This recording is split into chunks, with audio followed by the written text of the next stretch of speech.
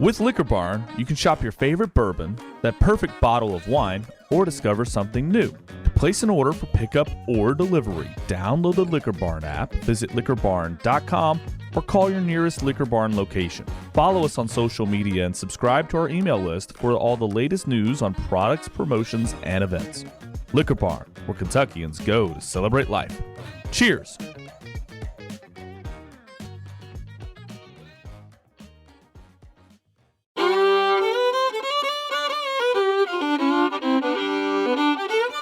Welcome to the Bourbon Life Podcast, your source for all things bourbon. Join your hosts, Mark and Matt, as they drink and review bourbons, share news about upcoming events, interview the who's who in the bourbon world, and, most importantly, bring you along for the fun of living the bourbon life. Now, here's your hosts, Mark and Matt. All right, everybody, welcome back for another episode of the Bourbon Life Podcast. I'm your host, Mark. With me live tonight in the Bourbon Life Studios is my good friend, Matt. Matt, how you doing tonight, man? Mark, I'm doing really well this evening. How about yourself? I'm doing great. It seems like, I don't know, it feels like it has been forever since we've done this. Is it just me or what? No, it honestly does feel as though it has been a grip. You're right. Okay, I'm all right. I'm wiping the dust off the microphone here, just trying to remember the cat fur, the cat fuzz, and everything off of there. Yeah, trying to remember my name, all my cues, and everything on this show. Man, I'm telling you, Matt, I was setting everything up for the show today, and I'm just like, "Am I doing this right?" And I'm like, "Jesus, how long since it's only been like 2 weeks?" But I'm like, I don't know. We took the last week off, sorta. We had a cancellation last minute, so we did a remix of an old episode with Brent Elliott from Four Roses, which is great. It was a great show, and I love being able to reshare that with people because I think we recorded that in our first season. Of course, we're in season 3 now, so a lot more listeners out there. People can get that exposure to Brent and Four Roses, and his story is so great. But yeah, man, it's just really weird, Matt, setting everything up today. So I'm happy we're here. I'm happy we're live. I'm happy we're drinking. And I'm excited about what we've got going on tonight because this, man, if you're on Instagram, social media of any type, you have seen the information about this. There's just a lot of news about this release, this brand, everything. So I'm super excited. But Matt, do you want to tell everybody who we have with us? Oh, I guess I should thank our sponsors. We appreciate everything that they do for us. As you know, obviously, we couldn't do the show without their help. So thank you to all of our sponsors. But Matt, with that said, do you want to tell everybody who we have with us tonight? It would be my pleasure, Mark. This is a new title for us. This is the first time we have had a global small batch advocacy manager on the Bourbon Life Podcast. That's right. New one here. So there he is. He's the global small batch advocacy manager for Beam Suntory, Tim Heuisler. Tim, welcome to the Bourbon Life Podcast. And the round of applause comes through. Wow. Yeah, man. All the sound. I love it. There you go. We got to do it upright for you, Tim. I would have hoped in those 2 weeks you took off, Mark, you would have forgotten about the sound effects on your board. I'm never going to forget about the sound effects. Tim, welcome to the show, man. We really appreciate you being here tonight. I appreciate you both having me. I'm glad to be here. Yeah, so this is going to be a lot of fun because we're going to talk about some things. We're going to talk about the brand new releases, the brand new expression, really, from the James B. Beam Distilling Company. It's the Hardin's Creek, man. So that's, like I said earlier, if you're on social media, if you're on Instagram, whatever, you have seen posts about this, man. So I'm super excited about this, Tim.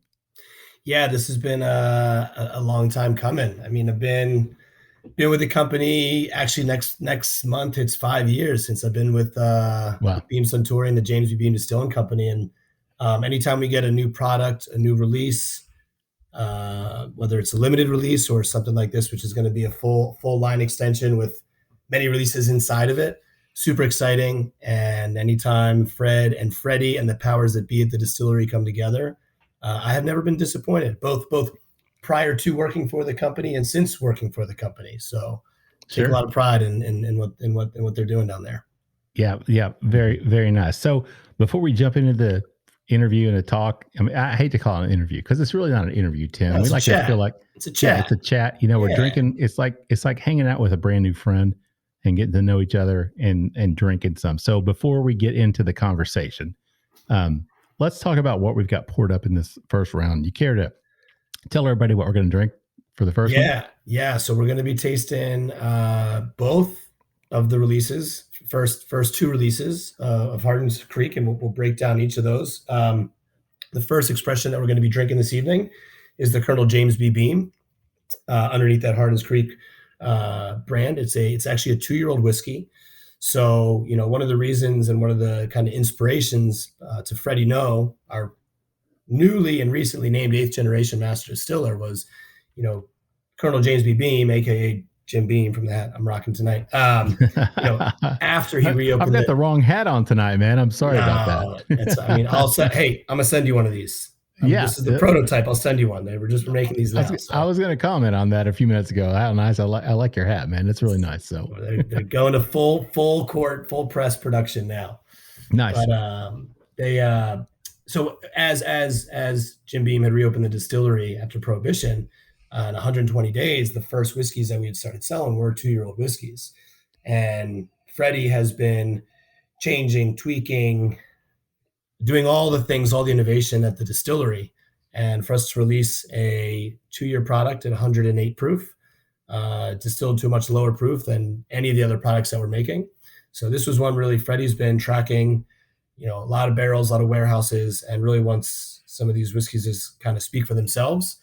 And he was super psyched to release something on the younger side. And it's funny talking with some of our other innovations, team members, distillery managers. I don't want to call it anyone in particular, but there was definitely a lot of folks that are like, you know, doing a 2-year whiskey, it's bold, especially coming from a distillery with the credentials and the heritage that we have. Sure. But once I got down, I mean, anytime I'm down in Claremont tasting with Freddie, he's always got something fun and unique. And this was one that really shocked me as well. But I think I might have, well, you know what? I haven't even started with one today. So that's why I went a little heavy on my pour tonight. So yeah. You got my kind of pour going. Mine's a little light, but yeah. But I like old bartender broken wrist syndrome. Yeah, for our listeners, obviously that can't see, we're looking.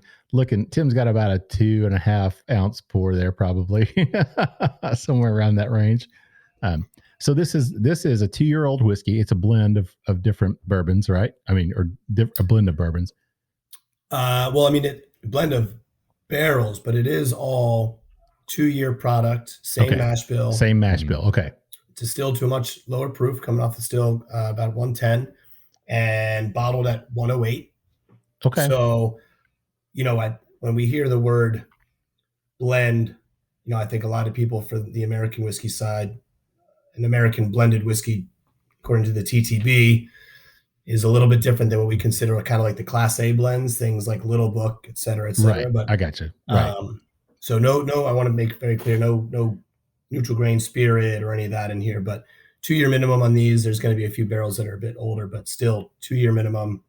So close, pretty much a 2-year whiskey here going into this bottle.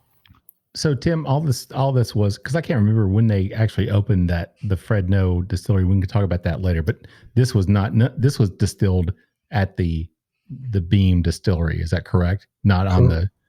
Correct. This was distilled in Claremont on our column still. That's, if you've been to the distillery. Yeah. You know, in the past couple decades, yes.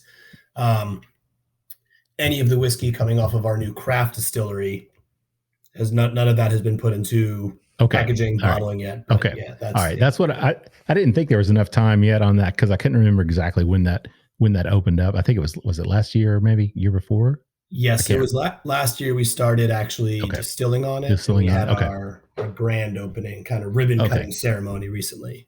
Yeah. Okay. Gotcha. That's what I just wanted to make sure that. So this is all stuff that was distilled off the existing process that was there, not the new Freddie Noe craft distillery, or what they're calling the Freddie Noe craft distilling there at the Beam distillery. So all right. Correct. So that's good to know. Now, can you tell us what the mash bill is, or is that secret information? So we coming straight from from Fred and Freddie themselves, it is 3 numbers that add up to 100. It is a combination of corn and rye and malted barley. I remember the first time I met Fred, he said, if you can come down to my distillery, you can taste 2 whiskeys and tell me which one's got, I don't know, let's say 60% corn and which one's got 65% corn, whatever those numbers are. He said, well, you're hired. You got a job for me.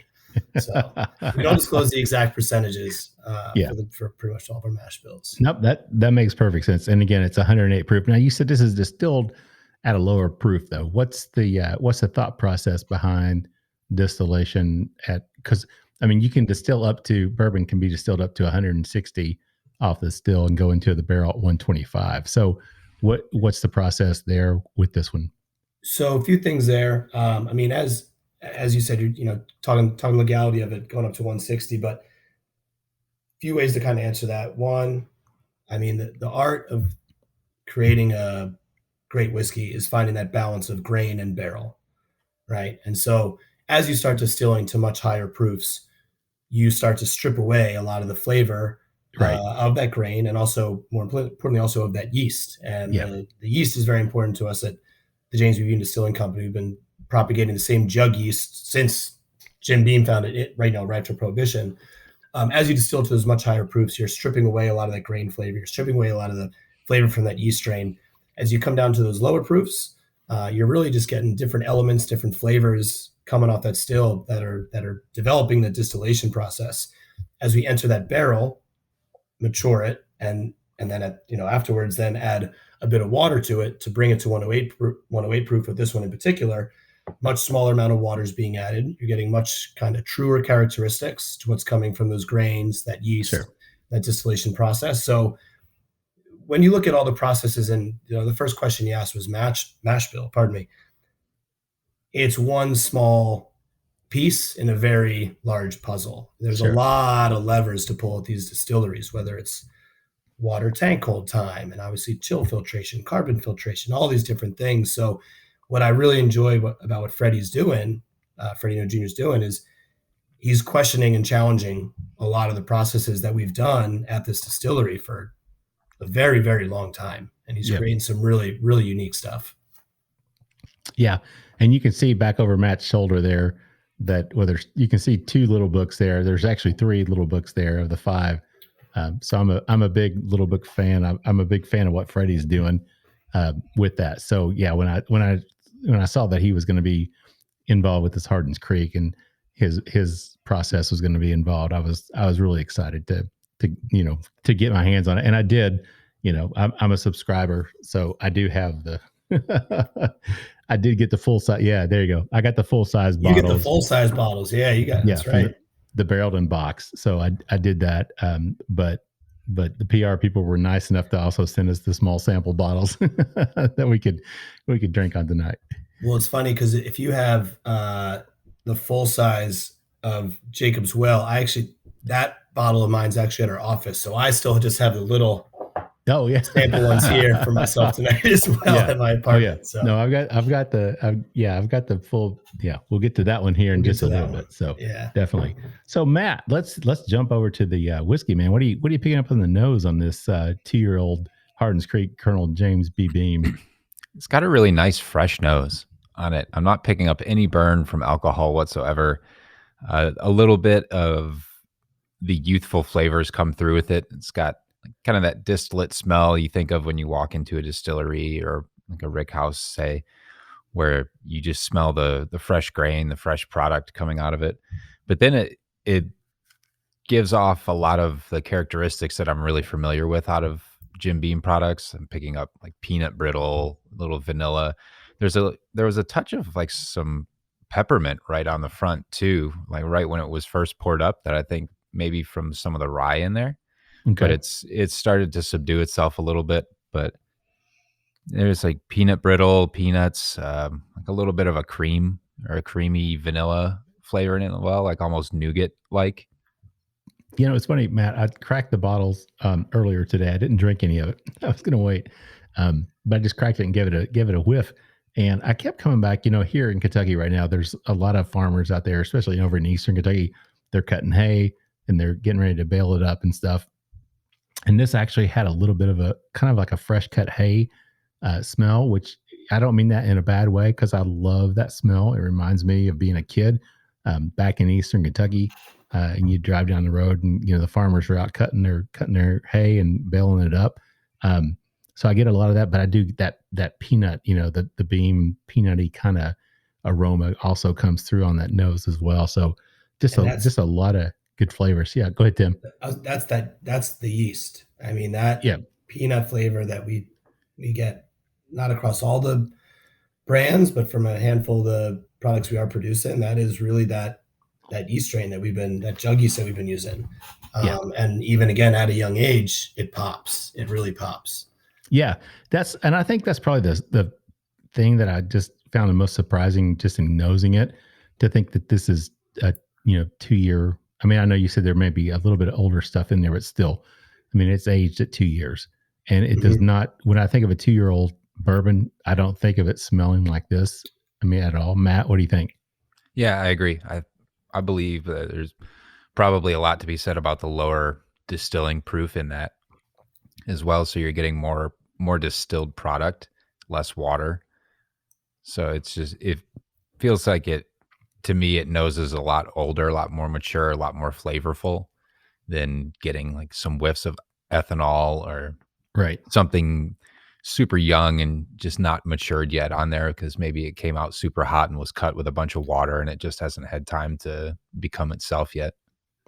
Yeah, Tim, I was going to ask you about that, because you mentioned that about the lower distillation, because like on a pot still, obviously people distill at a lower proof, because especially in the Scotch industry, and they get a lot of more of those congeners, they get a lot more of the flavor. They're distilling at that lower proof. They're not stripping out things at the higher proof. So you guys are on a column still, but you're still distilling at a lower proof to pull those flavors, to keep those aromas, to keep those elements in the whiskey. And I mean, I'm really surprised at how good this smells at 2 years.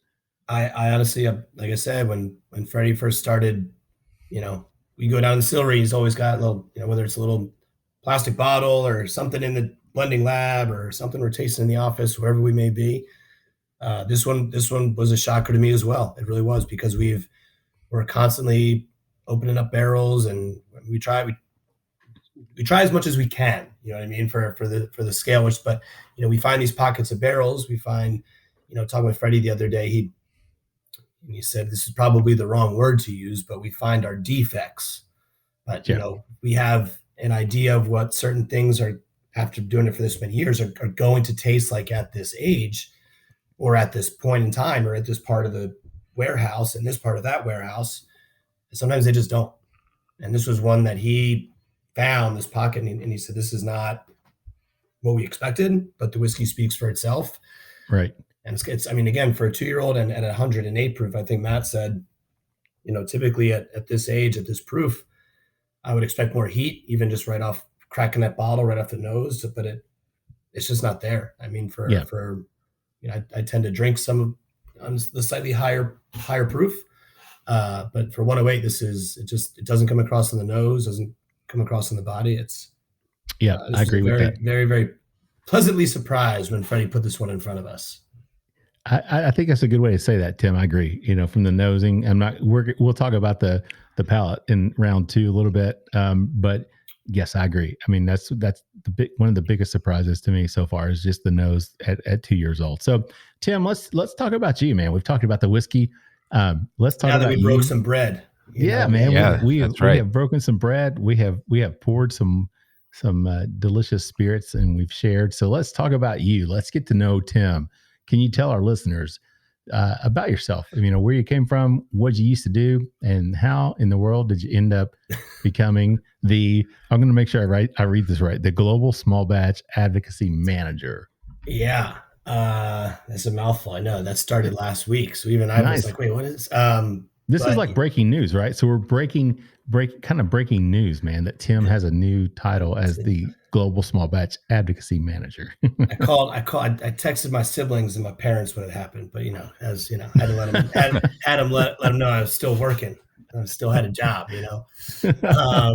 But I grew up in the suburbs of Philadelphia. Come from a very big family. I'm youngest of 5.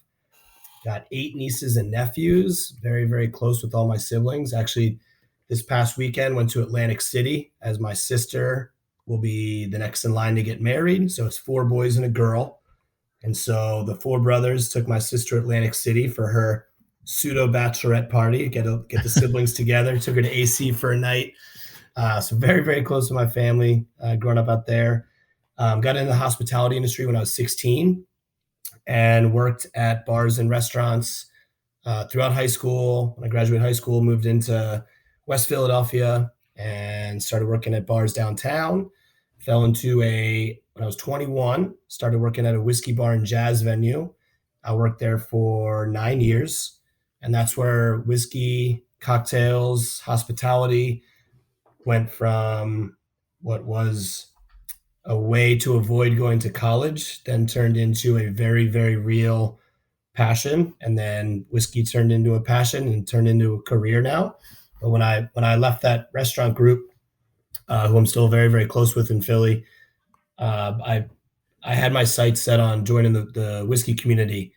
And there was, in my mind at the time, it was Beam Suntory or nothing else. And I got a lot of respect for everyone in the world of spirits, everyone in the world of whiskey. But I had met Fred Noe when I was 21 or 22. He came into our bar. I'll never forget it. It clearly had very little impact on what I wanted to do with my life. But when I was ready to jump into the whiskey world, Beam Suntory and in particular the James B. Beam Distilling Company was just sat very, very in high regards in my mind. And I had a lot of friends that were working in the world of whiskey, and it took a long time, but eventually worked into the role of whiskey ambassador for the East Coast. So for the past 5 years, I've done all things American whiskey on the East Coast. So if you've been to a Jim Beam highball event or a Knob Creek tasting or a whiskey fest in New York, or I'm not sure where else, but it's likely I probably would have seen you there and hopefully had a glass of whiskey with you face to face. So, yeah. Nice, man. So I was going to ask you that because you were the whiskey ambassador, American whiskey ambassador for the East Coast. So can you talk a little bit about what that job entails, what you do in that capacity? For sure. Yeah, it was, I don't sugarcoat it. It's a dream job. I got to work with Freddie, with our brand teams, with our sales teams, with our marketing teams, most importantly with the hospitality community, with bartenders, whether it was to create a program that brought bartenders into the fold of what we were doing. I'm going to call out this poster right here that I'm pointing to. This is the Knob Creek Jogging Club. We're going to talk about that. My research. I did the research. We are going to talk about that. All right, good. So we get to do a lot of really fun projects that, whether it's with the hospitality community or, like I said, when we go do events like Whiskey Fest and people buy a ticket, they come out, we'll do master classes. So we'll walk people through the history, the distillation process, tasting notes, whether it's in front of 50 people at a master class at Whiskey Fest in New York, or if we're at Charleston Food and Wine doing a cool little whiskey pairing with the chef down there, or if we're doing, the launch of Jim Beam Orange in Miami last year. We're very fortunate that we have a lot of different brands coming out of our distillery, which means we get to touch a lot of different consumers and drinkers, whether it's they're brand new to the world of whiskey or they've been drinking bourbon for 25 years. I really like to think that our distillery and our brands give a path to people to try something new. I think actually what we're tasting right now to challenge people like in their journey of whiskey, that a two-year-old whiskey, but this is going to challenge that because that's the point. But it's great. It's a lot of travel. I've always told people you're looking at my apartment right now. I live alone. Shocker. No pets, no partner. It's a lot of travel. It is what it is, but I love it. I get to meet a lot of people. And, over the years, I've seen a lot of, I always said working as a bartender, I've seen very few things bring as many people together as I have, whether it be a cocktail, right, a glass of whiskey, a band that was playing at our bar. But those are the things I've seen bring a lot of different walks of life together. And so we get to kind of continue that journey as an ambassador and kind of be the embodiment of the spirit on the face-to-face version, because we know Fred and Freddie can't be at every whiskey tasting as much as we want them to, and everyone wants to get to hang with Fred and Freddie. They are still running distilleries, so that's a full-time job. Yeah. So no, that's really cool. So transitioning into this new role, the global, I'm going to say it again, the global small batch advocacy manager. Yeah. So what will that mean? What will that entail? What changes will take place with what you were doing before? So some of it there will be some overlap. I mean, I've done, some podcasts like we're doing tonight, talking about our brands in the past, probably a bit more of some of the, I guess you could say, PR focused things along those lines as we're launching some new brands and innovations, and our new craft distillery is opening, which means a lot is in the pipeline. We're also starting to expand some of our small batch portfolio overseas. So I will be traveling internationally to work with some of our overseas teams as far as whether we're doing events that are consumer facing or with hospitality members, bartenders, hotels, etc. So working with some of our international teams, and then also really working as closely as I can. I'd say also from an internally facing standpoint. Beam Suntory is a global spirits company. We're moving our new headquarters here to New York City. So I'm based here in Brooklyn. So as we move our new global headquarters to New York, we're going to have a much larger team here from a global standpoint. So also pretty internally facing to make sure our brand teams and internally facing members are up to speed with what's going on at the James B. Beam Distilling Company. So nice. lot of moving parts in this company, which again, 2 weeks into this role, I am learning quickly. Sounds like you might need a drink or two. Well, that's why I got this. Here's number one. Hey, Tim, I'm sitting here looking over Matt's shoulder because, like I said, obviously nobody can see us, but we can. And I was counting the bottles. There's actually 13 that you can see. There's 14 on that shelf, and 7 of those 14. There's a Booker's, there's 3 Knob Creeks, and there's actually 3. You can't see the third little book, but 7 of the 14 bottles up there are actually Beam products, which it's not playing that way. That's just what I have up there, man. But I thought you were being nice to me. I was like, no, check it out. no, I mean, that's just back bar. I thought that's it, man. Nope, that's the normal display up there on that shelf. So obviously big fans of this, and I think we probably need to take a break at this point. But we'll come back and we'll talk about the palate and the finish on this 2-year-old Colonel James B. Beam. I'm really looking forward to talking more about that. But let's get a word from our sponsors, and we'll be back with more with Tim Heuisler, the Global Small Batch Advocacy Manager for Beam Suntory. We'll be right back. In just a minute. The Stave Restaurant is a bourbon lover's paradise right here in the heart of bourbon country. Located at 5711 McCracken Pike in Millville, Kentucky, between Castle and Key and Woodford Reserve, Chef Kyle Klatka prepares amazing food each day that features an elevated Kentucky-inspired cuisine.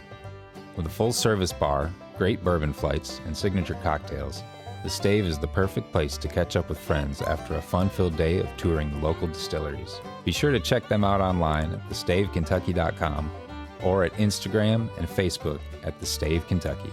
Three Chord's line of whiskeys embody the spirit of creativity. The whiskey is a true collaboration between producer and composer Neil Giraldo and master blender distiller Ari Sussman. The 3 Chord team of expert blenders, coopers, and sensory professionals have developed a multi-step process they call Perfectly Tuned Taste. This process begins by carefully selecting the finest bourbon and rye whiskeys from Kentucky, Tennessee, and Indiana, and then blending them together. Find out more about the whiskeys and distribution in your area at www.3chordbourbon.com. All right, everybody, welcome back for round session period, whatever you want to call it, number 2 of the Bourbon Life Podcast. I'm your host, Mark. With me, as always, live tonight in the Bourbon Life Studios, is my good friend, my pal, my bourbon drinking buddy, Matt. Matt, how you doing, man? Mark, we're talking Jim Beam, so I'm doing great, man. Yeah, no doubt, man. The whiskey's kicking in for me, so I'm thrilled. I got 2 more rounds to make it through, so let's see. Oh, God. See how I do. Matt, I do have to say, it was funny because when you and I first met, it was up at Liquor Barn. It was at a bourbon release or a raffle for Pappy, but We started talking. We ran into each other several times after that up there at Liquor Barn, and we're drinking at their bar. And you talked about how much you love Knob Creek. And I was just like, man, I just can't seem to get into it. But then I bought a few bottles and started drinking it. And I was like, holy shit, Matt's right. This Knob Creek is awesome, man. So Matt, I have to thank you for putting me on that Knob Creek train, man, because I'm a huge fan now, obviously. Oh, Mark, it's the least I can do for you. Yeah, man. I appreciate that very much. Again, we want to thank all of our sponsors. We appreciate everything they do for us. But you want to tell everybody who we have with us tonight, Matt? Absolutely. We have the Global Small Batch Advocacy Manager at Beam Suntory, Tim Heuisler. He's back for round number 2. And Tim, we are talking Jim Beam and specifically some history here, right? We are. Yeah. We're talking all things Beam history as it relates, especially to the whiskey that we're drinking tonight, which is Hardin's Creek. And Hardin's Creek is actually where, so our first generation, well, they weren't called Master Distillers back in 1795. They were farmer distillers, but Jacob Beam was who had relocated down to Kentucky, and he had settled on Hardin's Creek, on a little plot on Hardin's Creek, which is where he started farming and created his mill for his grain. But again, farmer distillers, they were growing corn and other, but again, Master Distiller wasn't a term, right. But Jacob Beam was the first to settle there, which now 226 years later, that last name Beam, transferred to Noe when Booker Noe took over, T. Jeremiah Beam's nephew. But the Beams and the Noes, that 226 years of distillation heritage goes back to Hardin's Creek. And it's funny, actually, I was Fred telling this story. It was his father, Booker Noe, who I believe it was his good childhood buddy, who said, I can find that plot of land. It's a little east of where we're currently settled.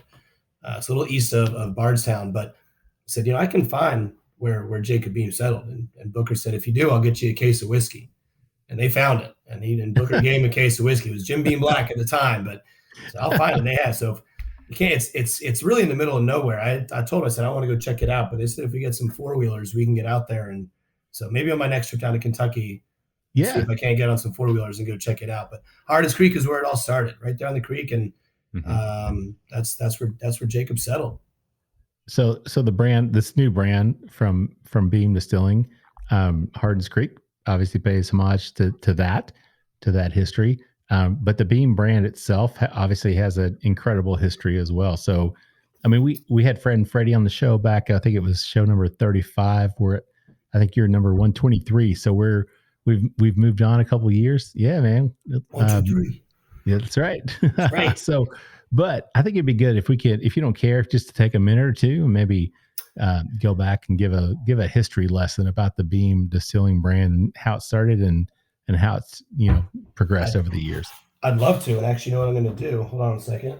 Oh, he's going to take his headphones off and he's going to do a whole. Thing. It's just if anyone is at home, and I would hope if you don't have a bottle of Jim Beam White Label, but I'm sure you've seen it, but you can really look through the family history and Beam timeline on the side label of the bottle of Beam White. And it currently has 7 generations of master distillers printed right here on the side. But as I mentioned, Jacob Beam started in 1795, eventually handed off the distillation and family name to his son, David Beam, and eventually his son, David M. Beam, was the 3rd generation.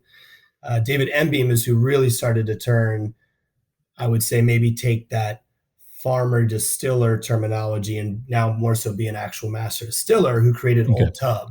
So Old Tub was really the first Beam brand. I can't reach that bottle on my shelf. But Old Tub was really one of the first brands that the Beam family had put out. 4th generation distiller would have been Jim Beam. And he was the one that got us through Prohibition. He's the one that reopened the distillery after Prohibition in 120 days. And after he did that, that's why Jim Beam is the name on the face of the #1 selling bourbon in the world. It's why when you pull into our distillery, it's the first warehouse you see, it's Jim Beam. And when we look at Hardin's Creek, the release that we were just nosing, I'm going to taste first, is the Colonel James B. Beam in honor of Jim Beam, who had the tenacity, and I think he was 65, maybe was he 70 when Prohibition ended, and got that distillery back up and running. Wow. I mean, can you imagine that? Like 7 years old, and let's rebuild this distillery in 120 days and start making whiskey again. I mean, he tried his hand in a lot of other business making opportunities throughout Prohibition, but I mean, I'm not going to knock him for trying, but from what it sounds like, he wasn't great at the other things, but he was very good at making whiskey. Thankfully for us, I know, right? Thank God. Yeah, thank God, right? Yeah. You got a podcast going. I still have a job. Like I said, my parents and siblings, they still got a job. I still got a job. Yeah, check it out. Thank you, Jim. Yeah. But Jim Beam got us back up and running. His son T. Jeremiah Beam took over. He was kind of our first, what we kind of looked at as an ambassador. That really he was one of the reasons why Jim Beam is now globally the world's #1 bourbon. It's the reason why we see it in Australia and in Japan and in the UK, some of our largest export markets with Jim Beam White Label. When T. Jeremiah was getting ready to retire, he had no children, and he handed the distillery off to his nephew, who I'm sure everyone listening to a bourbon podcast is familiar with. His name was Booker Noe. And that's why we see that last name switch. He handed off to his sister's son, Booker. Booker Noe then obviously took the reins. He created Small Batch Whiskey, helped to kind of reinvent the bourbon wheel as we knew it in the late 80s and early 90s. Booker didn't do it alone. We know that. We know that all the other distilleries that are operating right down the street from us in Claremont, Kentucky, we're all a big part of that kind of renaissance as well. Currently, our 7th generation master distiller would be Freddie Noe. I got my bobble Fred. I love it. Bobble Fred right here. My version of Fred on my desk. And as we just cut the ribbon to our brand new craft distillery, our Freddie Noe craft distillery, Fred, surprise to me, I didn't know it was happening either, but announced that his son Freddie is the now 8th generation master distiller.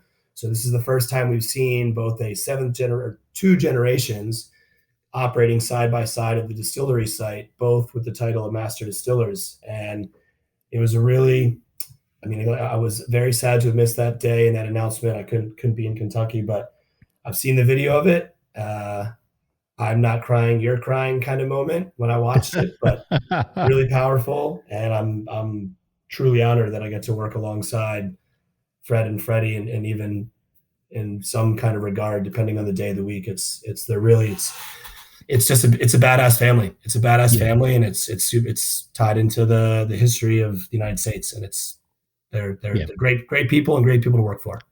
Well, and hey, Matt, here's a little Bourbon Life bingo, but I'm a native Kentuckian, born and bred. So, bourbon is obviously in our blood here. And when you say, there's just certain things like Jim Beam. That's all you have to say.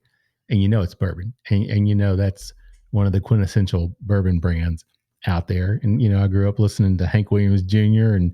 and Jim Beam was a big thing. And so with him, but, going to football games at UK as a college student, Jim Beam was part of that experience as well. So it's just, it is, Jim Beam is just, it is synonymous in my mind with what bourbon really is. So, but that's really cool. I appreciate you sharing that history because it obviously goes back a long 220, 30 years or more. So that's just really cool. So I appreciate you sharing that with us. So, a question for you, Tim, when you aren't doing what you're doing, with the brand, what do you enjoy doing on your own time? What do you have your hobbies, things you're interested in? Oh yeah.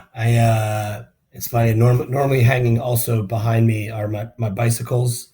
So anything on 2 wheels, my motorcycle's out front. I love being on bikes. As I mentioned, I travel a lot. So whether it's for work or for personal, always on the road. A lot of those personal trips will also involve a motorcycle rental of some sort. I live for live music. If it's a night off, if I'm not here sipping bourbon with y'all, if there's a concert in town, I'm going.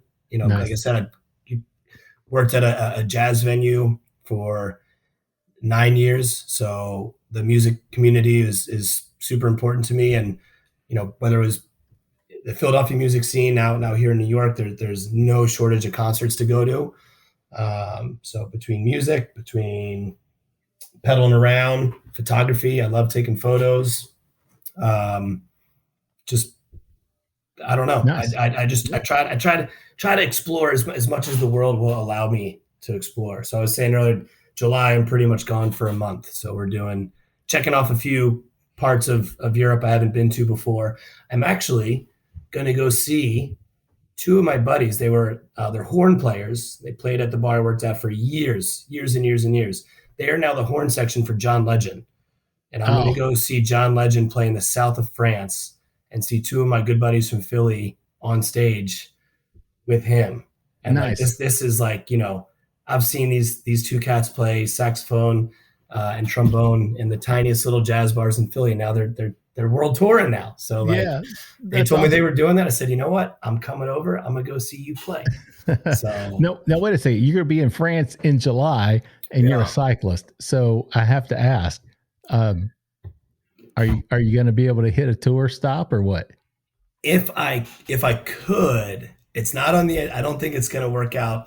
If I could, I would. I don't know if I can call myself a cyclist. I do love being on a bicycle. Okay. All right. There's no way I could do anything. Like when I hear the Tour de France and cyclists, I cannot put myself in that world. Okay. Like, I don't know. I love bicycles, but like, I guess I don't know. My mind has exploded trying to think about, because I've seen those roads. Like I've been on those roads, but not on a bicycle. I've been on them on a motorcycle. Yeah. Okay. Oh, wow. So I did some of the Tour de France roads on a motorcycle going uphill. Yeah, for sure. And there's people that do that. They go out and that's part of their vacation. So going uphill, I'm like moving past these cyclists. Right. Going downhill, they are flying past you. And the speed at which they carry on those bikes, I was terrified for them. I mean, I would love to go. Oh, it was crazy. It was crazy. Yeah. A flashback to that trip. Yeah.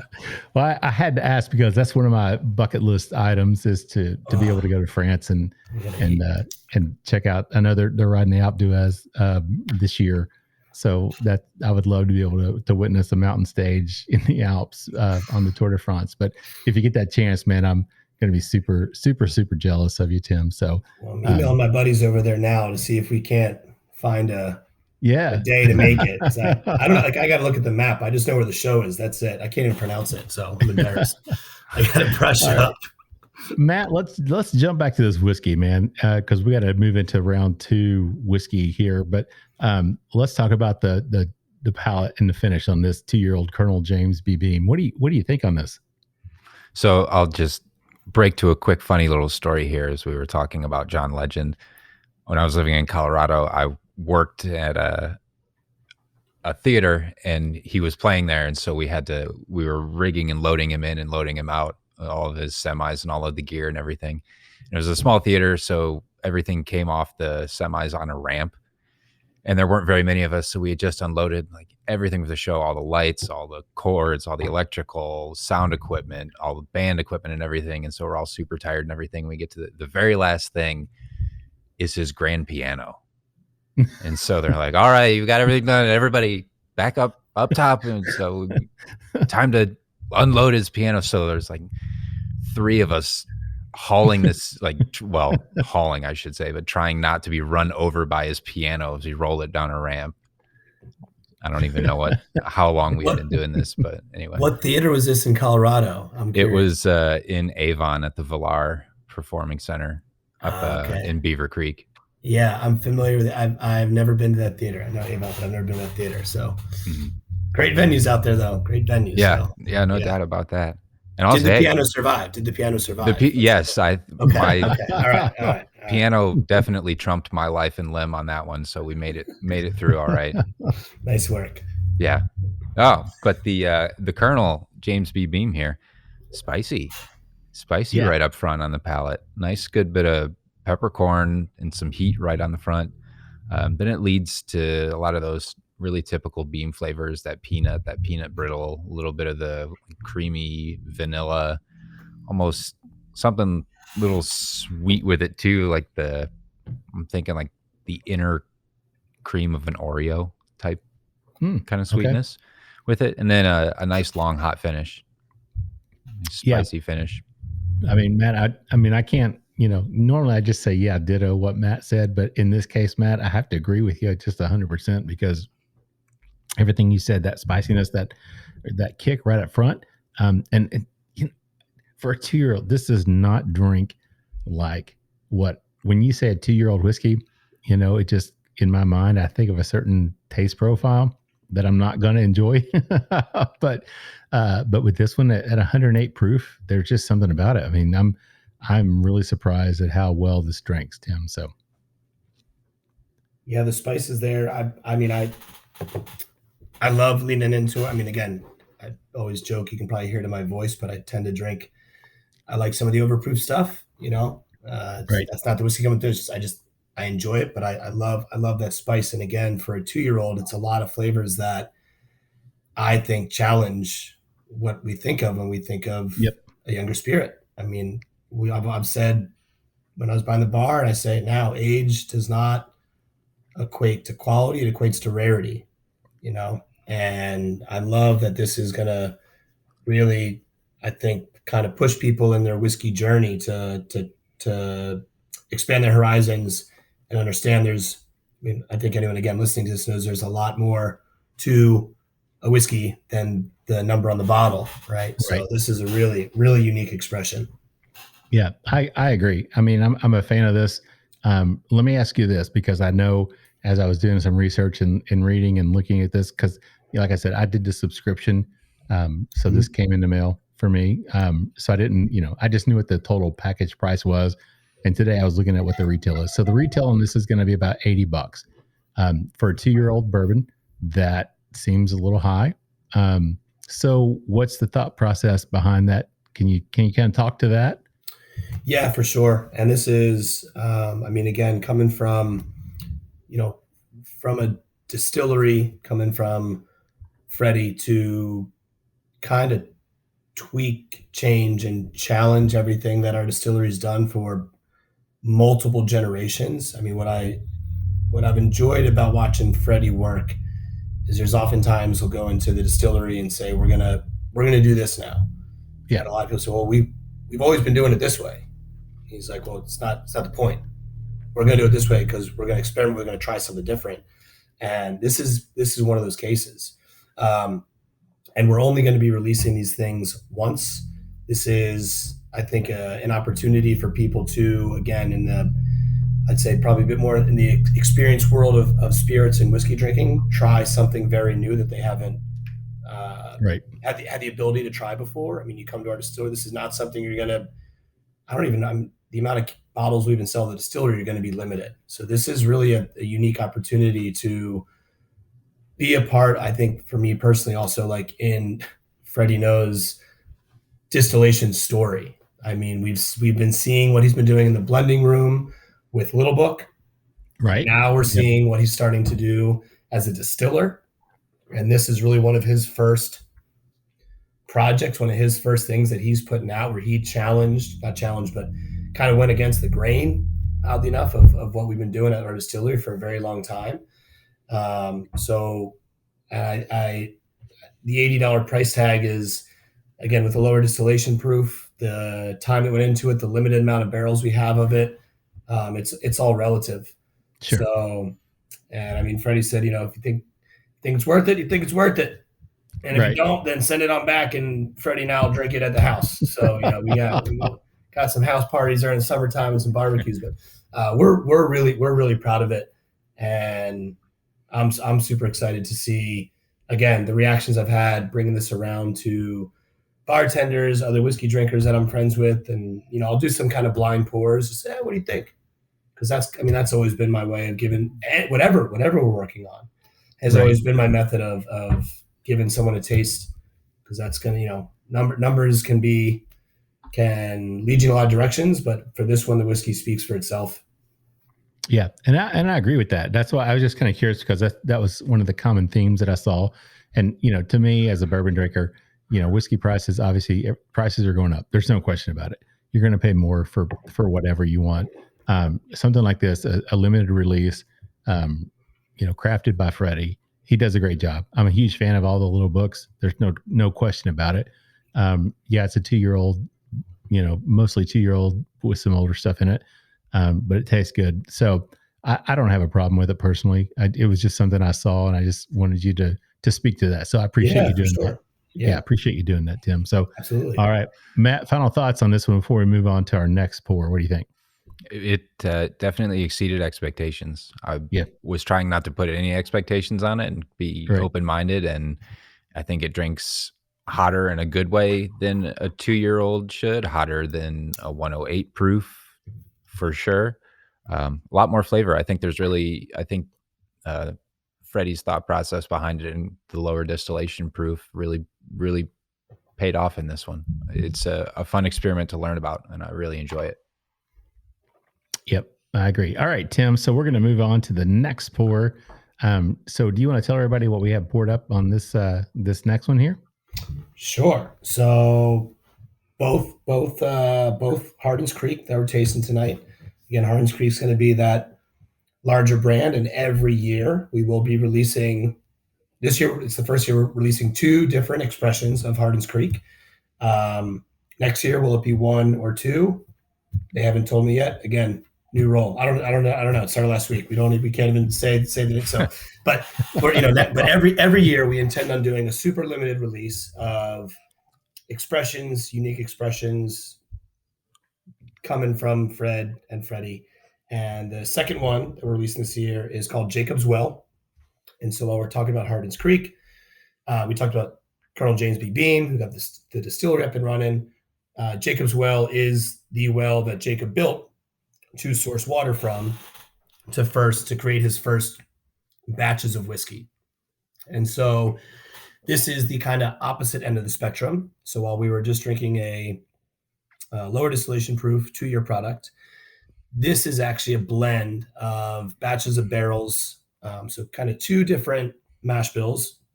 This is a blend of a 16-year-old bourbon and a 15-year-old high rye bourbon. So both of these bourbons were distilled, again, at the Claremont site. I mentioned earlier in the podcast, it's the wrong word to use, but Fred, we have a lot of pockets of barrels of things that we taste throughout the seasons, throughout the years.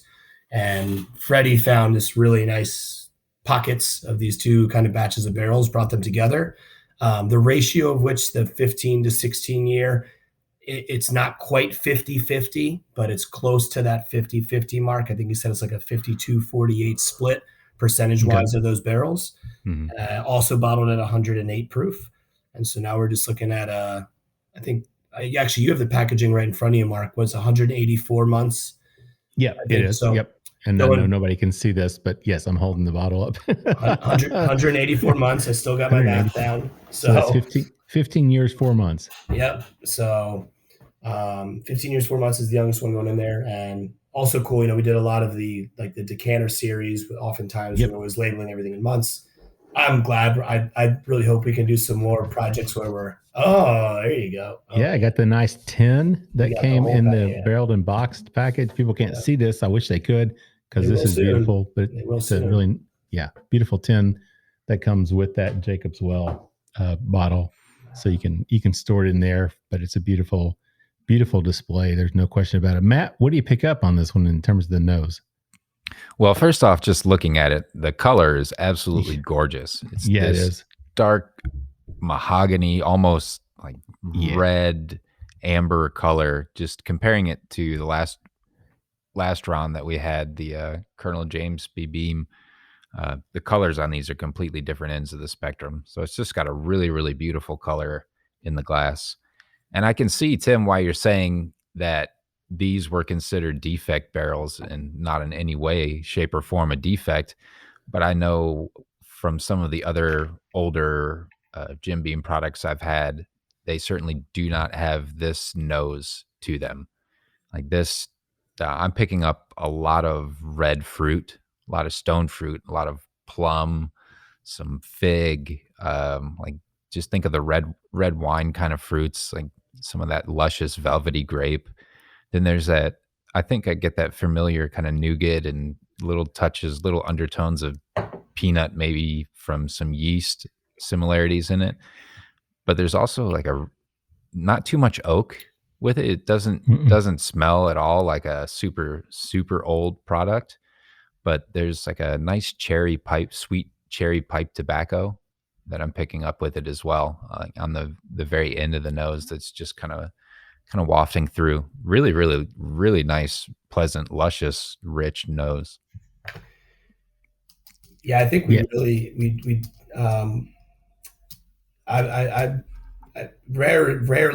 do I pick up, again, some of those, you mentioned those overly oaked notes.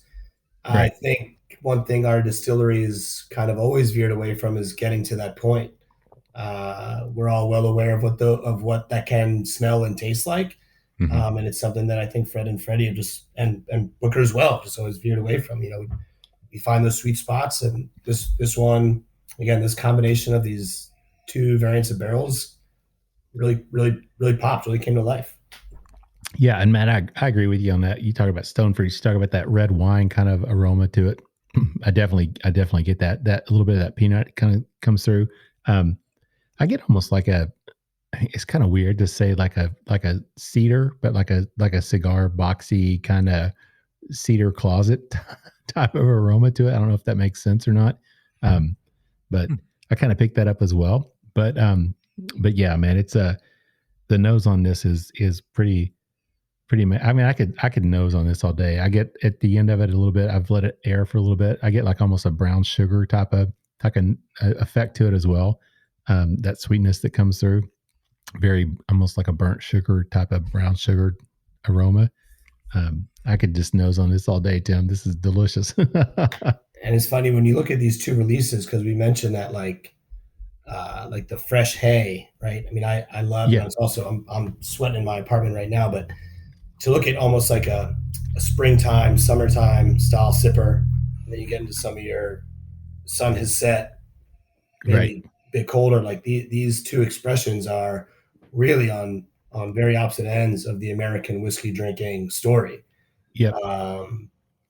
But both very palatable and very much a part of the American whiskey drinking story. So yep. I like doing these side by side. Yeah, very, very nice. I'll tell you what, let's take a quick break, get a word from our sponsors. We'll come back. We'll talk some more about Hardin's Creek, talk some more about this Jacob's Well 15-year-old as well. And we'll talk some more with Tim Heuisler, the global small batch advocacy manager for Beam Suntory. Everybody sit tight. We'll be back in just a minute. Spirits of French Lick crafts their spirits using only the finest agricultural product that has defined character, following their motto, respect the grain. They lead the way in representing the quality of the Hoosier artisan distilling process while paying tribute to its inseparable past. By implementing best practices from those early times, combined with modern touches, Spirits of French Lick has created a truly unique place in the industry. Spirits of French Lick products are distributed throughout Indiana, Kentucky, and Missouri, and can also be purchased online through Sealbox at sealbox.com. Visit spiritsofFrenchlick.com to learn more information and make sure to follow them on Facebook and Instagram. All right, everybody, welcome back for the third and final session, round, period, act, whatever you want to call it, of the Bourbon Life Podcast. I'm your host, Mark. With me still, thankfully, in the Bourbon Life Studios live tonight is my good friend, Matt. Matt, thanks for hanging around, man. I appreciate you sticking this one out. Oh, come on, Mark. I made it this far. I'm not going to quit on you before we get to the exciting conclusion here. Yeah, man. I appreciate that. Appreciate that very much. So we're having a good time tonight, Matt. And I'm moving into round 3 here. I am feeling good. That's good. That's good. Let's keep the wheels on the train here, though. Yeah, let's do that. I think that's a good idea. You want to tell everybody who we have with us tonight? Absolutely. We've got Tim Heuisler, and he's the Global Small Batch Advocacy Manager at Beam Suntory, and we're talking Hardin's Creek and all things Jim Beam tonight. So where did we leave off? I think we had a nice, I think we finished off. We talked about the nose of the Jacob's Well. So we'll move into the palate here in a little bit, but I think we kind of had a clean break off of our last conversation. See, I can't go back and rewind, Matt. So you put me on the spot. we ended with the line I've always wanted to say, which was, and now a word from our sponsors. That's where we ended. That's exactly where we ended. I remember it. I remember it vividly. Yeah, there you go. So we're good with that. But Tim, off camera, we were talking about this, and I think this is something that our listeners would like to hear about. Jim Beam has obviously gone through somewhat of a rebranding. So now it's known as the James B. Beam Distilling Company. So things have changed. They had a grand, I don't want to say a reopening, but it was kind of a ribbon cutting ceremony, kind of a new thing that I had the opportunity to attend a couple of weeks ago. And I was thrilled to be able to do that. It was a lot of fun. But can you kind of talk about what's been going on over the last year or so there with the brand and the whole James B. Beam Distilling Company and what that means?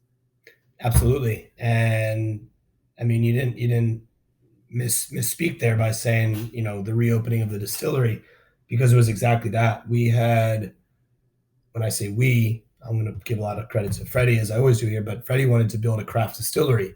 So, we have the distilling site in Claremont, about 10 miles down the road in Boston, Kentucky. We have the Booker Noe plant. So both of these stills are operating pretty much 24 hours a day, 7 days a week, all year round, right? But Freddie wanted to build a smaller craft distillery to start getting more experimental, create some more innovations, and have a lot more freedom. And with that, innovations, changes, enhancement, all the things, bigger production. I mean, it's crazy how much whiskey we're making and how we still, I'm not sure where everyone is tuning in from, but hashtag supply chain issues. I know you're hitting certain liquor stores and certain bars, and you're probably not finding some of the products of ours that you've been used to finding for years. And sorry, I can't take full responsibility, but I'll be the one that goes onto the podcast and says, I'm sorry, but we would really like for you to be able to walk into your favorite liquor store, your favorite corner bar, and always be able to find Knob Creek or Jim Beam Black or whatever product it may be that you're looking for. So, but yeah, rebranding into the James B. Beam Distilling Company as kind of a, I would say, broader paintbrush stroke over all of the brands that we distill there, because people hear Jim Beam, and again, for most people listening to the podcast, I'd imagine they understand, at Jim Beam, we also make small batch whiskeys. We make Basil Hayden and Baker's and Booker's, and now Hardin's Creek and Old Grandad and Old Overhold and all these other brands, right? So the James B. Beam Distilling Company is kind of that umbrella under which we're going to see Jim Beam as a brand, right? Jim Beam and all things that are Jim Beam, whether it's Jim Beam Black or the Jim Beam flavors. So the James B. Beam Distilling Company is again, our kind of umbrella, our parent company, overseeing all the things that Fred and Freddie are doing in Claremont. Okay, that makes sense. And I'm glad you said that earlier, because I was going to ask the question, Hardin's Creek, is it considered to be part of that small batch collection that's coming out, like the Bookers in the little book, or will it be its own thing? It will live. It's funny because small batch, I guess this is technically smaller batch because we are doing such smaller, limited releases of this, but it is going to live. This is a brand that was created by the Noe family. So this will live under that kind of small batch family. When we think of small batch, we're always going to say Basil, Baker's, Basil, Baker's, Booker's, Knob Creek, right? Those are the four. That's been the four that Booker created. But the pipeline of what's going to be coming out of that James B. Beam Distilling Company, I would say, it falls under small batch. I'm here representing small batch and I'm talking about it, so it's small batch, So that's right, because you are the global small batch advocacy manager. But it is small batch, and it is very much a product coming from Fred and Freddie. So yeah, it will live under that small batch umbrella. Because honestly, if it's not really like Jim Beam, it's going to be on a smaller batch. Jim Beam is that's our macro. That's our right. Yeah. Right. That's everywhere. It's funny because I remember, I didn't go back. I should have listened to that episode with Fred and Freddie before we did this one, but I seem to remember talking about craft. And this was back in 2020 probably. And the big buzzword was craft. Everything's craft beer, craft this, craft that, craft, distilleries. And we kind of talked about that a little bit, if I remember correctly. And Freddie was very adamant about the fact that, look, yeah, we're a big distillery. Obviously, we put out a lot of bourbon, but what we still do, there's craft to it because we are still hands-on. We're still doing things. And then right after that, is right around the time they were just getting ready to open the Freddie Noe craft. I see it called the Freddie Noe Craft Distillery. I see it called the Freddie Noe Distillery without the word craft in it. But still, it seems to be a place where Freddie can really kind of spread his wings and do what he wants to do. It's awesome. Nice. I could not have been more sad that I missed that ribbon cutting ceremony that you attended, Mark. It's a beautiful, I'm just telling you, man, I walked into that place and I was like, holy shit. Yeah. I've gone there multiple times now, and it's everything that Freddie was talking about for years of what he wanted, what he envisioned, how he saw it operating. We have a blending lab there. We have a tasting room there. We did just 2-3 weeks ago, Camp Run Amok. Camp Run Amok is amazing week-long camp for bartenders and hospitality members from around the country. And we got to welcome 150 bartenders into the Freddie Noe Craft Distillery for sensory classes, blending labs with Freddie. We did a class on yeast because the new restaurant that opened up at the distillery, Kitchen Table, they actually use the jug yeast in which we make our whiskey with to make their pizza dough. So we did a cool class on dough making and whiskey making with our jug yeast. Really amazing. So the level of I also just think from a generic tour, if anyone out there is listening and you have not been to our distillery, like I am so proud of the team and what they've done for our guest experience, from the restaurant to the 90-minute tour. Everything that's going on there is, we did shut down during COVID, and what was supposed to be maybe, I don't know, I'm going to make up a number here, a 4 or 5 year plan to keep the distillery open for tours while building this. When COVID hit, we said, you know what? Nope, everything's closed.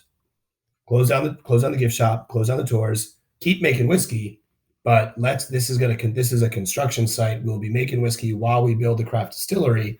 Yeah. And now it's all up and running. And I just couldn't be more excited and more proud of what the team has done down in Kentucky. Yeah. And it's awesome. And I want to encourage anybody that's not had the opportunity to go down and check it out. It's absolutely amazing. And when you walk down the stairs of that craft of the Freddie Noe Distiller, when you walk into that basement space, it's just, I was just like, I couldn't stop looking at all the different things. Sexy. It's sexy. It's a sexy distillery. I'm going to say it. I don't care. It's a sexy distillery. Man, it is. There's no question about it. And the food, everything that was there, that was great. See, now I want to go back. It's just time. I just need to go back. Right. So Matt, let's talk some about the palate on this one that we've got poured up here. This is the Jacob's Well. This is a 15-year-old 4-month bourbon. What do you think about it?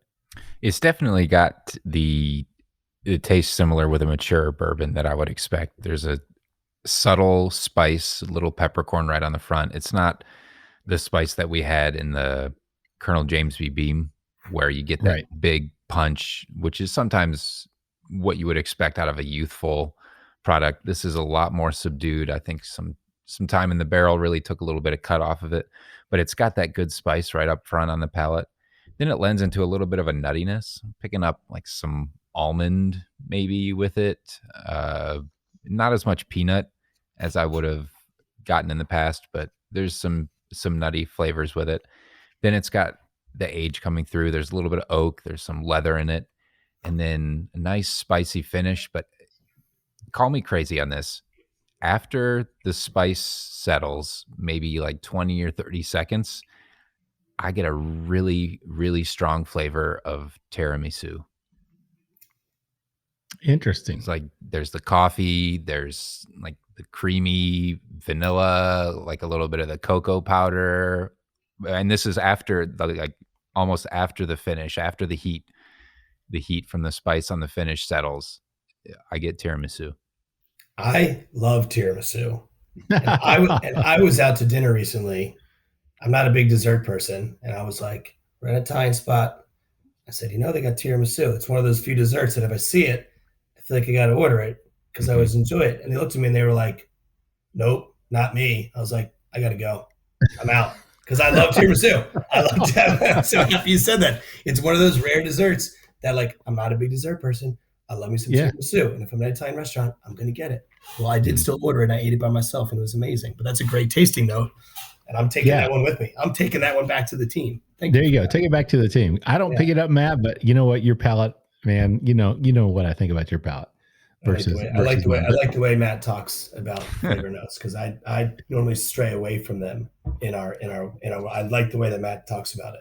And I do like the peanut to almond switch, though, is one I can very much relate to, because it does. We do see that younger peanutty, little bit older now almondy flavor come through.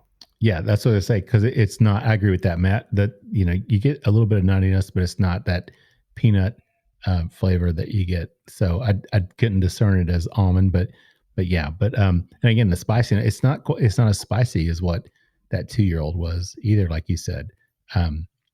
But 108 proof, man, I'm telling you what, this is something. Goodness gracious. I mean, I could drink a lot of this. So now I'm almost like, it's time to, I'm going to have to crack that bottle open, I think, as much as I wanted to save it, I think, Tim, it's going to have to be opened. They're meant to be drank, right? Listen, that most of the things behind me are open. And if it's not, and you came to my apartment, open it. It's not here to be looked at. It's meant to be enjoyed. So but I know not everyone believes that, but I do. I agree with that, because I open pretty much everything. But there are some bottles you're just like, wow, that's so unique. And it's such a, this is a brand new release, first edition of it. And you're thinking, this is something that would be really nice to have on the shelf. Like behind Matt, there's 3 Knob Creek up there that are unopened, because it was a barrel pick. My very first barrel pick that I went on with a restaurant here in Lexington, OBC Kitchen. We picked 3 barrels of Knob Creek. So I bought 2 rounds. I drank the first 3, from that pick, but those 3 will stay unopened, just because they mean something to me, So, but sometimes bottles, you just think, gosh, that might be something neat just to hold on to, just for the fact that it is what it is, right?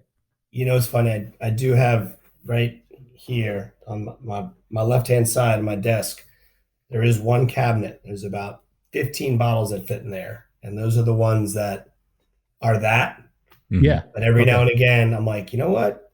That one's going to get open. And then I put something else in there. But that's like a rotating 15 that are like off limits. Yeah. It's like someone's wedding. And I'm like, we're breaking this out. Nice. Right. But anytime I break one of those out, the rules are we're opening it and you're not sealing it. It's always with a group. It's got to get finished that night. So it's whether it's a friend's 40th or a friend's wedding, whatever the occasion may be, when that shelf gets open, it's because the bottle's getting open and it ain't getting sealed again. You open it, you throw whatever the cork is or whatever, it's gone. It's gone. That's very nice. Yeah, that's a great attitude, man. I like that. So, speaking of the bourbon world itself, I mean, you've been in the industry now for quite a while. So, it's kind of gone crazy over the last few years. I mean, it's I don't know how else to explain it, man. So can you kind of talk about it from your side of it, what you've seen and what maybe you anticipate with the bourbon market itself, what's going to happen and what you've witnessed over the last few years? Sure. I mean, I'll say, again, it started. So in 2008 was when I started working at a whiskey bar. And I think that's when I started. That was like, as the recession hit at that time, I saw more people, for better or for worse, start getting more interested in whiskey in particular, bourbon in particular. And I've always enjoyed it. And I really saw this like new appreciation for American spirits start to build and to snowball. And I don't see it slowing down. A price tag is what people equate to it on their own terms. Some can afford certain things, some cannot, and that's okay, right? But the path or the journey of American whiskey and where it's headed, I don't see the emergency brakes getting pulled anytime soon. Again, to see expansions that our distilleries are making, not just at the James B. Beam Distillery, but other distilleries, to see the amount of craft distilleries that are opening up in a lot of other states. You see, obviously, like the New York and the Pennsylvania rye kind of renaissance coming upon us. We see Colorado whiskeys taking off. We see Texas distilleries taking off. Yeah. I love seeing, and that's not just bourbon, it's American whiskey. The American whiskey renaissance, whatever you want to call it, that's happening now. I love it. I love visiting other distilleries. I love tasting other distilleries' whiskeys and seeing how we can be a part of that journey. I like to think that Freddie, being kind of at the helm now, also sees and understands that and wants to be an innovator, and also likes to collaborate and meet and chat with a lot of other, whether it's a master distiller, distillery manager, someone interested in operating a distillery. It's a really cool community, but I don't know. It's a very long-winded way of saying I don't see it stopping. I just don't. I mean, and now getting into a realm where I'm starting to see how internationally some of our products are starting to snowball and take off a bit. Sure. I'm excited to see what American whiskeys can do, not just in the U.S. but elsewhere, because that I think is the next big hurdle for us. Yeah. Mm-hmm. Yeah. And that's great. I mean, I'm excited to hear that because, we've had obviously people on the show and we've talked about the expansions, things that have gone on, what they've done. I mean, you guys are looking 20, 25 years down the road, doing these expansions. So this is not something that is myopic. It's not a 2-year, window you're looking at. I mean, you're looking long-term here and obviously seeing that things are going to continue, or believing that things are going to continue as they are. As a bourbon drinker, obviously I hate to see prices continuing to creep up, but it is what it is. But I'm excited to see, as a Kentuckian, I'm excited to see the industry and what it does for our state and what it does for the people who are involved in the industry as a whole. So, Mark, we're all gonna be saying, "Remember the good old days." Yeah, I remember back when I could walk in. Yeah. Yeah. But I also remember the good old days when I was behind the bar and we were out of 25% of our whiskey menu and couldn't go restock the shelves because people weren't drinking at the bars, right? And we weren't paying rent on the bar. So it's a double-edged sword no matter which way you look at it. But bourbon is not the only, obviously, price tag that's increasing. Yeah. Sure. Yep. Nope. So, in the first round, we alluded, you pointed back over your shoulder to your Knob Creek jogging club, which is awesome. And my research had revealed that information.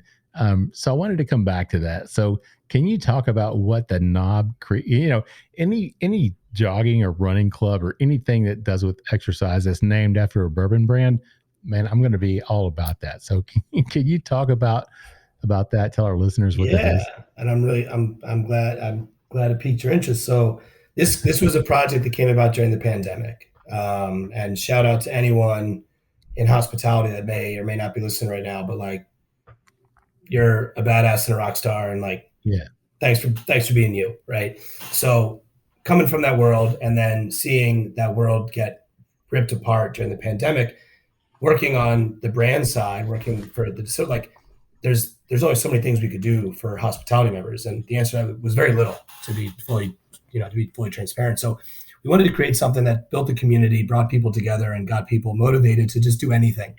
Because a lot of people, let's be honest, we're not. I was one of them. I was in a super dark spot. And Knob Creek at that time, that year, we had with the 9-year age statement is there. We released a 12-year Knob Creek. We released a 15-year-old Knob Creek as well. And so we said, let's create a program where we challenge bartenders to join a program where they get out and they, at the end of it, are going to be able to jog a 9K, a 12K, or a 15K. And the reason we went with the word jogging, so one of my brothers has been in the running world for about 20 years.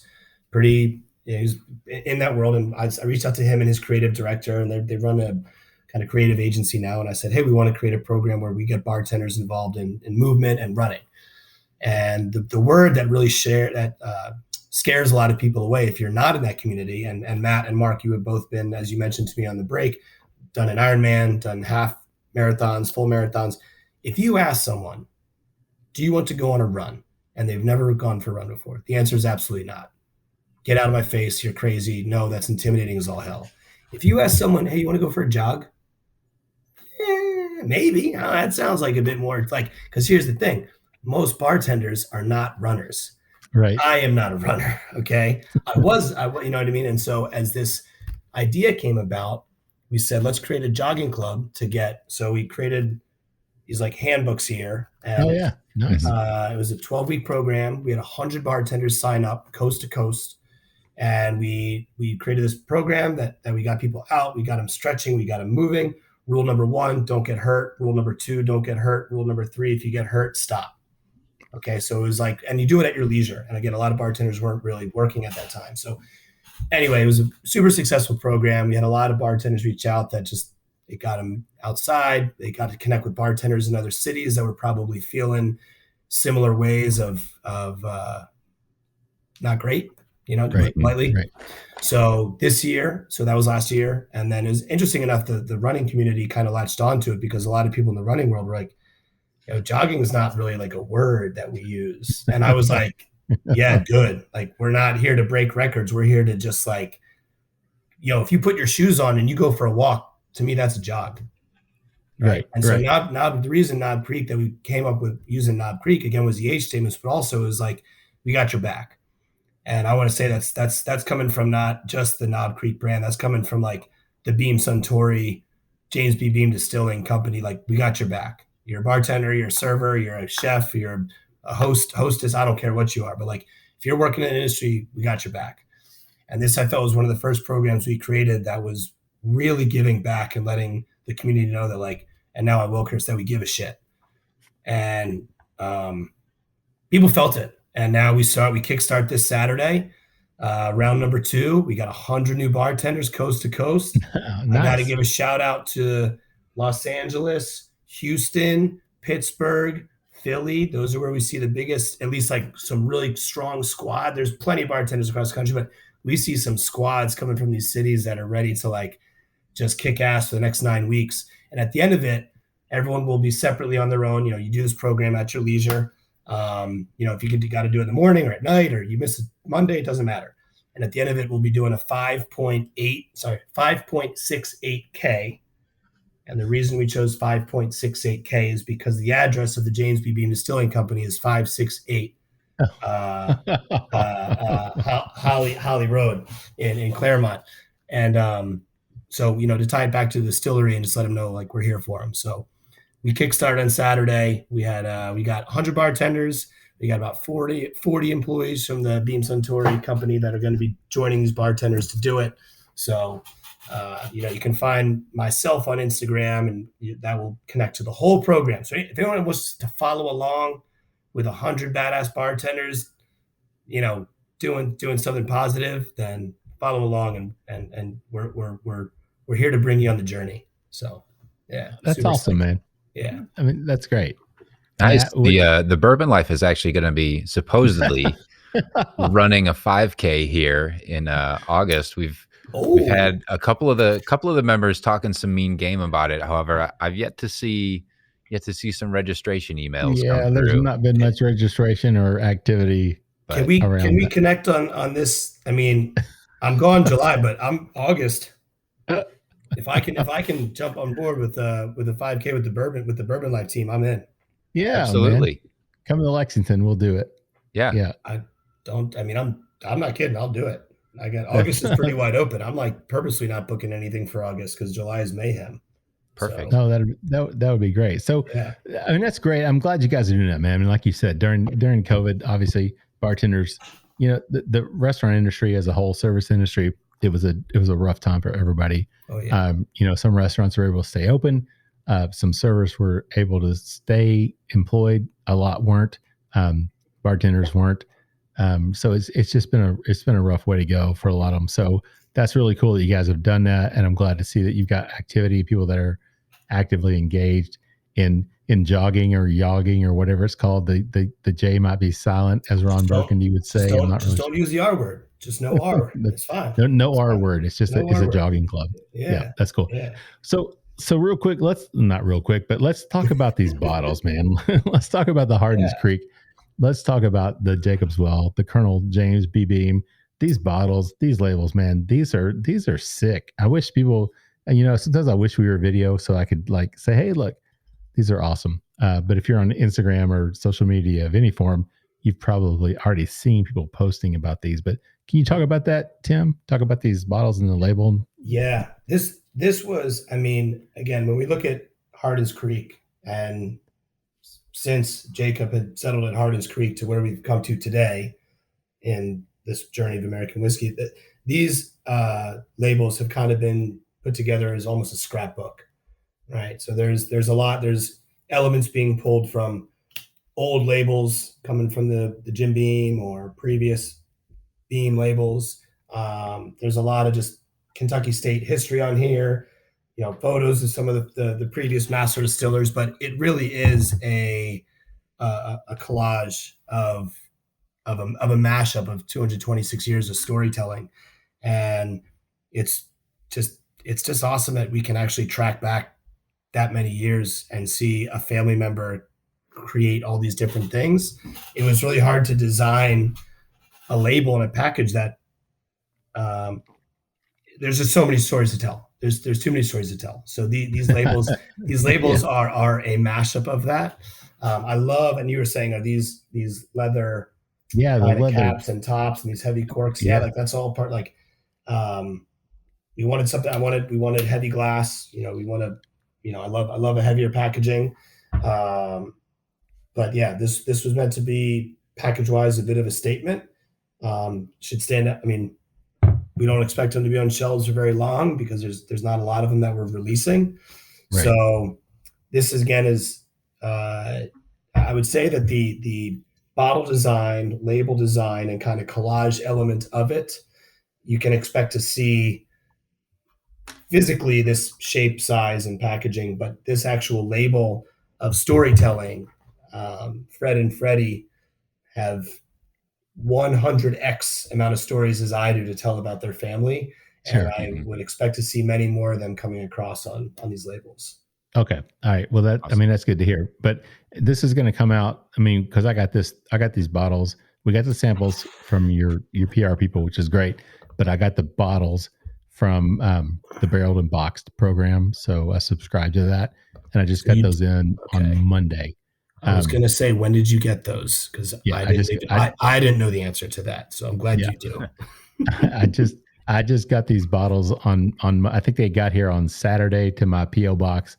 And I picked them up on Monday. So, and I've seen other people posting like Friday, Saturday, Monday that they were getting their bottles as well. So I've seen them all over Instagram and Facebook that people are getting these bottles. So, but the release will be in July. Is that correct to the public? Yes. Is that? Yes. Okay. So the packages, that kind of direct to consumer packages that you received, which is pretty much just Kentucky and I believe DC, have gone out, and then July they should be on shelves. Okay. But it is a limited release, so obviously people, if you're going to get these, you need to be on the lookout for be on the lookout, pull in some favors from your friends that own liquor stores or wherever you frequent your purchasing and get on the list, make sure you get some. Yeah, I would expect to be, full trend. I would expect a lot of these to be going to some of those liquor stores where we know the collectors and bottle seekers go to. We'll see some of this hit some of the on-premise bar restaurant accounts, but those will be selective, of course. Bringing in limited items like this, we know how hard it is to bring in an item for 2 bottles, print a menu, etc. But we'll definitely see some on-premise bar and restaurants, but I do expect a lot of your kind of more boutique-y liquor collectors, liquor stores be the ones to be carrying this. Mm-hmm. Yeah. Okay. Well, good to know. So before we wrap it up, Matt, let's get final thoughts on this Jacob's Well. What do you think? Absolutely. What's not to love about it? I was going to say, you can't not like this, right? Yeah. I think everything we've had tonight, the Hardin's Creek expressions and that line from Jim Beam or James B. Beam, it's a really nice addition. And I think these two are juxtaposition to each other with the 2-year and the 15-year age statements but both excellent product, and they each have their own story to tell, their own place in the line. But I think both very unique, but play off each other really well. It's cool to see. I enjoyed it very much. Yep, I would definitely agree with that. So, Tim, before we close it out, can you tell us what does the future look like for Tim Heuisler, oh my gosh, stop it. The global small batch advocacy? You're done. So, what does the future look like for you and for the brand? What can you tell our listeners? Well, I mean, honestly, the future of the brand it really rests. That's in Fred and Freddie's hands as far as what the next few years of innovations look like. I've got like tiny little sneak peeks, but I'm not supposed to, I think, say it on a podcast. It's going to be put on the air. So no, we're friends. We're all friends here, Tim. I know. We're all buddies here, but I don't want to get. I'm not trying to get fired this month. Maybe next month. But for Hardin's Creek, I mean, yeah, every year expect to see probably one, maybe sometimes two different releases similar to this. As far as other kind of like pipelines that we're working on, I'll say Freddie's been doing a lot of work in the rye category. So 2023 and beyond, expect to see some really cool stuff coming underneath our rye portfolio, particularly under the Knob Creek brand. Maybe a little something coming from the old Overholt brand. But I'll say with that craft distillery opening up, I mean, the sky's the limit. For every time I chat with Freddie, he's working on something new, something different. I love it. I mean, anytime I get into the tasting room with him, he's breaking out some plastic bottle of, we do a lot of experimentation with a lot of brown rice whiskeys. We released the Basil Hayden Toast, which was a brown rice bourbon in a toasted barrel. So we're doing a lot of experimentation with brown rice bourbons. Got some 100% malted rye things. There's just a lot of different things Freddie's been tinkering with. So yeah, I don't want to get in trouble, but there's a lot. Sure. That's the future. That's the future of Freddie and his, and future me is I'll see you in August for that 5K. How's that? Perfect. Oh, damn. How about if I just sit on the sideline and drink some bourbon and cheer you guys on as you run by? Matt's gonna crush me. I already know it. I already know Matt. Matt's gonna be running. I'm gonna be jogging slow. So there you go. Yeah. And I'll be back there walking, drinking a bourbon or something. So, all right, Tim, where can people find you and the Beam and Hardin's Creek brands on social media? So, I mean, a lot of it's through Instagram right now, but there's a @ Hardin's Creek handle. There is an @ Jim Beam official handle, which covers the distillery and everything doing at Jim Beam. There is pretty much every one of our brands, Knob Creek, Basil Hayden, they all have their own little handle. I'm Tim Heuisler. My last name is spelled super weird, but I'll probably be in the blurb on the podcast. We'll tag you, man. Yeah, my whiskey and travels are always up there. And anything new that we can share, I'm always the first to share it, sometimes too soon, and I have to delete things, but that's for the PR team to slap me on the wrist when I do like, I forgot. Oops. So I try to not get in too much trouble. Oh, man. That's awesome. Well, Tim, we've had a great time hanging out with you tonight, man. We appreciate you working your schedule and spending some time with us, man. It's been a lot of fun. Appreciate the opportunity to drink through these two new expressions from Hardin's Creek with you. But before we wrap it up, is there anything you want to add before we close it out? No, I just want to say thanks. And I want to thank anyone out there listening that supported, the James B. Beam brands and supported the bartenders, the hospitality community that's out there serving drinks, making cocktails. Anyone in the world of whiskey is a friend of mine and a friend of ours. So, and obviously Matt and Mark, you are included in that too. So, but no, it was honestly, it was really nice chatting with you guys. This was like a really nice break in a very, very chaotic week of mine. So thanks for the laughs. Thanks for having a few glasses of whiskey with me. I can only hope. Cheers, but it's empty. Matt's got some. I would only hope that the next time we do this, it is face to face, because it's always much more fun doing that. So cheers, everyone out there. Stay positive, stay safe, and hope to see you on the road. Great. Thanks, Tim. We appreciate that. Matt, anything to add before we wrap it up, man? It's been a great time, Tim. We're looking forward to the next recording session, hopefully in person, or the next jog we get out on, hopefully in August.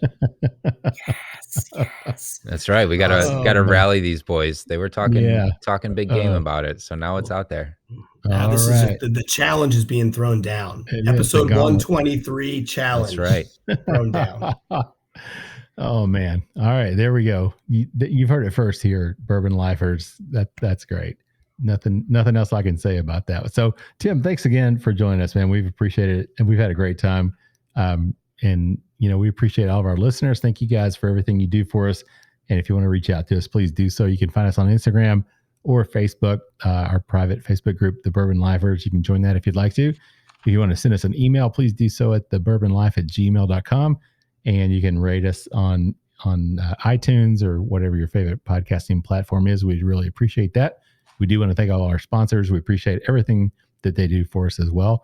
And with that said, I'm going to wrap it up, send us home with our tagline, which is, may your glasses always be full, and may you keep on living the bourbon life.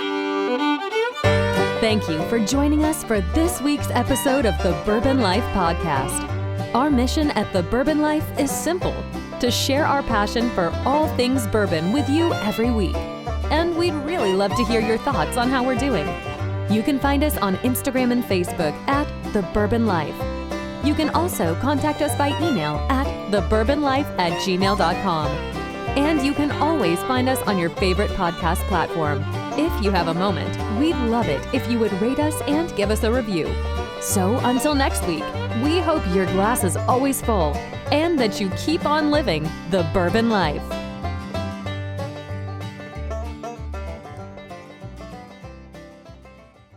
Whether it's rye, sour mash Tennessee whiskey, or bourbon, Davidson Reserve has something delicious to offer any whiskey lover's palate. Pick up a bottle of one of our award-winning Davidson Reserve whiskeys from your local retailer today.